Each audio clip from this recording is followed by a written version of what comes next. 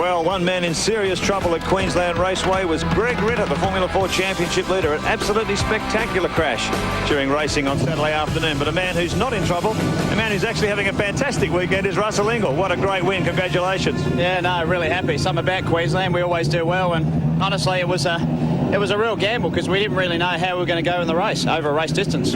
Well, John Bower was concerned about that too. I think the tyres were falling apart on his car. How'd you manage to make yours hang together? Well, I mean, 95% of the teams have never done a race distance here. That was the first time, so we were all guessing a bit. But the car was really good. I actually took it a bit easy to begin with, and then towards the middle, gave it to it, and then conserved at the end. So we'll see what happens in the next one. Could be a good day for you. I certainly hope so. It's about time.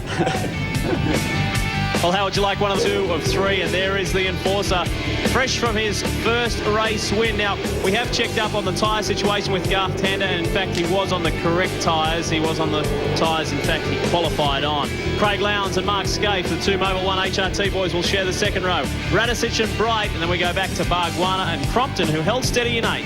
Out of row 5, Greg Murphy and Mark Larkham. Good performance from Murphy. That he qualified miles back. John Bower getting back into action. Trouble with tyres apparently in that first heat. John Faulkner. Row 7, John Briggs and Todd Kelly. John Briggs, a big mover in the pack, up to 13th from 30th position. So a good performance from the Super Cheap Autos car. Outstanding. Stevie Richards had a bit of a hard go though. He went back to 17th. Mick Donoghue finished top privateer. Parsons and Forbes, they'll share the 10th row. 11th is Emmazides and Ashby. And the Brisbane-based Craig Harris in the former Jason Bright car will start back there as well. Queenslander Paul Wheel and Thomas Mazira out of 13. Chris Smurden and Danny Osborne out of 14. 15's Mike Conway and Cameron McConville, who got caught up in a spin in that first heat. Phil Ward and Paul Romano, a broken throttle cable. Can you believe it? After a very strong qualifying performance, luck is not going his way. Well, he started in 11th position and was looking good, but it wasn't going to be his race as Russell Ingall pulls into the #1 slot. Let's hope we don't have a recurrence of the first corner incident. Oh, here's Dick Johnson. Poor old DJ. Yeah. I mean, it's sod's law, isn't it? It's your last race in front of your home crowd, and boy, see, it's second to last race in Queensland. Well, we've got the Queensland 500 coming up in September, which will be his official last race in front of the Queensland. Now this, just what he saw then, is what caused his problem before Heat 1, a broken tail shaft in the car. The team are finding that the Bridgestone tyres are developing so much grip compared to what they had last year that it's putting an enormous strain on drivetrain components. So they're slowly working their way through and toughening up that car. Now look at that crowd, absolutely massive crowd in here for the first race at Queensland Raceway, but the weather looking pretty ominous. Grey clouds gathering. There was a forecast of rain today, so we still could see the wet stuff come down before this race is over. Well, speaking of the crowd, there was talk earlier, Barry, and I know that you got stuck in it this morning. The traffic jam was as big as 20 kilometres long. It is unbelievable out there. Well, Mark Scaife told me his wife was still sitting in a taxi, and that was half an hour ago, and still couldn't get in, so it's a big crowd. All right, will we see Garth Tander's very first V8 Supercar career win? We'll wait and see. Green flag from the rear of grid. Get ready, the Enforcer is on the inside, Tander the outside, followed by the two Mobil 1 cars. Away we go. Tander is the start. So too did Russell Ingall, but it looked like Garth Tander. Oh, look at this lot. Fair bit of muscling going on there. The inside. And it will be Garth Tander in the Valvoline Cummins Commodore who leads the way. Lowndes is on the inside behind Ingall. They all get around so far okay. Lowndes did a good job to hold that. He got a punt from the rear there, do you see, and got her a little bit sideways, so he did a good job to hang on to that. It could have been very, very nasty. Yeah. Our championship leader out on the grass. Oh, there's Stephen Ellery, goes right across the ripple strip. Coming out of this turn lot. 2. That's a big field. 40 V8 Supercars doing a tremendous job to get through those first couple of tight turns, all unscathed. So a great job by all the boys. But it's Garth Tander, the 22-year-old. Oh no, Kevin McLean again. McLean got turned around there, so he is having a disastrous day in front of his home crowd. I think it's gone off with... I'm not sure. No, it's not. I wasn't sure. Dougal McDougall, we saw him get in trouble in the first heat. Oh, look at this. He's dragged off a bit of that new turf that's been laid down. It rolls up like carpet. So, Jason Bargwana in trouble too.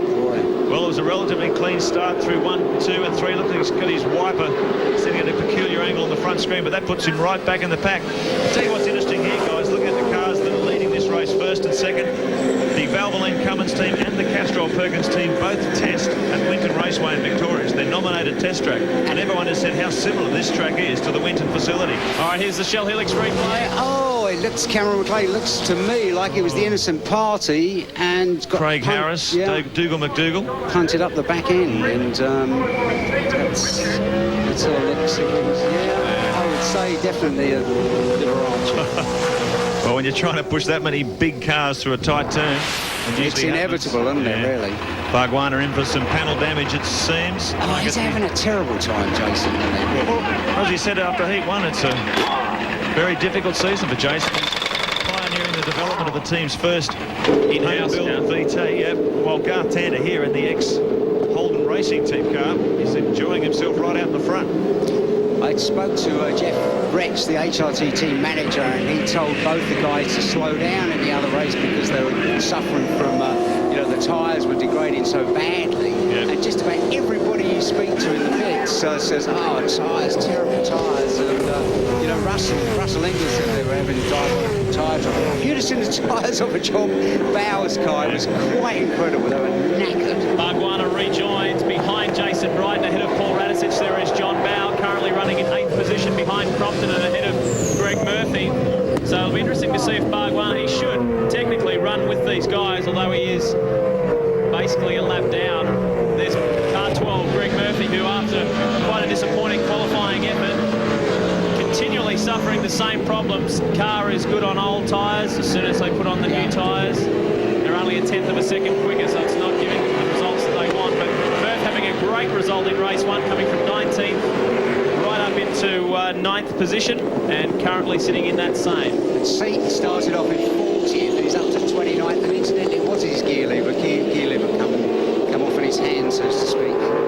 The biggest trouble they've been having with tyres, I was talking to Graham Brown, the Bridgestone engineer. He said that the tyre isn't working together as a unit. They're getting plenty of heat into the tread, but the case itself isn't getting enough temperature. So the two things are fighting each other, and that's what's distressing the tyre. Good battle hit. It's largely caused because this new surface is so smooth that they're really having trouble getting the tyre to work on it. But the good thing is with control tyres, it's the same for everybody. I like that though, about distressing the car. Well, they're looking quite distressed, aren't they? Tight battle here between Stephen Richards, John Faulkner and Todd Kelly. Faulkner had a terrific run in race 1. He came from 23rd to 12th, so a big forward surge by him. There's a 2nd and 3rd on screen at the moment, Ingle and Lowndes. I tell you what was interesting, Radicic was coming up towards the end of that race, and I asked why, and he said he really looked after his tyres and really pussyfooted with them for the first sort of 3/4 of the race, and then really came on strong towards the end, so it should be good to keep your eye on him.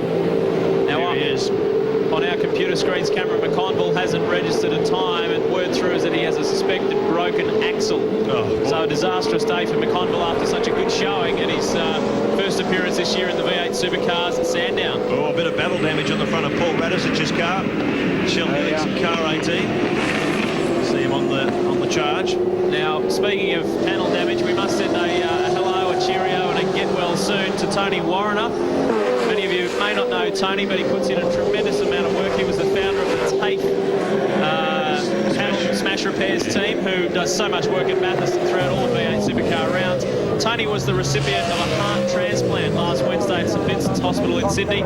We know Tony will be watching, and we wish you and your family all the best. So get well soon, mate. Oh, look at Radicic right out on the rough stuff. Boy, that is the most critical corner on the track, that turn 2. You've really got to get it right because it carries a lot of speed down this long back straight.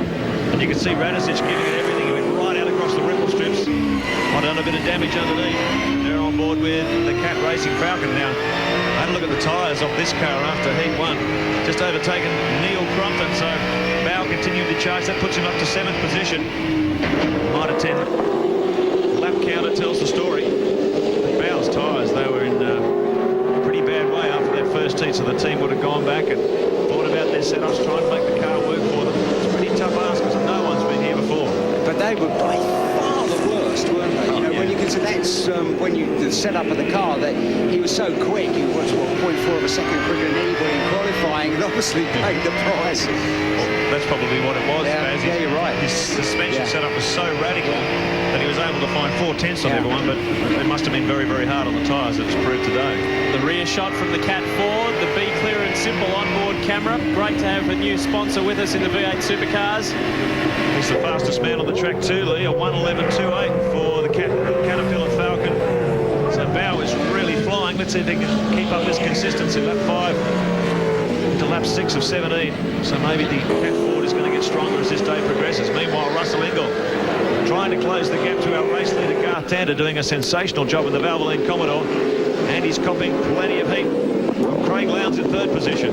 Plenty of time still remaining, though. It's only lap 6 of 17, so Tander still has to hang in there for quite a while yet. Scaife holding on, and here comes Paul Radisich on right. This is a right. I've been watching down the back straight. It's a right old fight. They were side by side going down the back straight, and it was side by side going into the corner at the end of the straight. So it's definitely having a good go to get past Jason. Look at John Bow, though. He's really caught up these two. So now it's a threesome.